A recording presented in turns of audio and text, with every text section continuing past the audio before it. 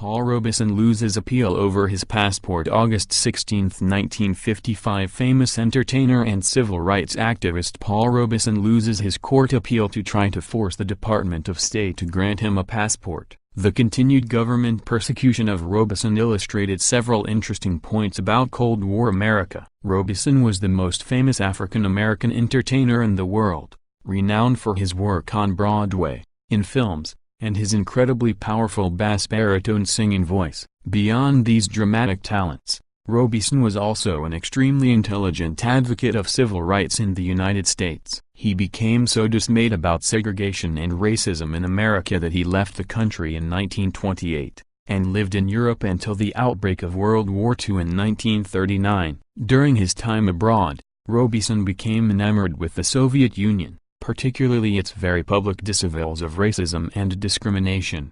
During World War II, when the United States was allied with the Russians against Hitler, Robeson's views were tolerated and he gave numerous performances to U.S. troops around the world. After the war, as the Cold War developed, Robeson's very public statements in support of the Soviet Union began to cause problems. In 1950, he attempted to renew his passport so that he could travel abroad to fulfill contracts for singing and acting performances. The State Department insisted that Robeson sign an affidavit declaring that he was not a member of the Communist Party and that he was loyal to the United States. Robeson refused and filed suit in federal court. In August 1955, a federal judge ruled that the State Department was within its legal rights to refuse Robeson a passport. After the decision, Robeson declared that it was rather absurd that he was not allowed to travel because of my friendship, open-spoken friendship for the Soviet people and the peoples of all the world. Robeson was seen as a danger because he often interspersed his performances with comments about race relations in the United States.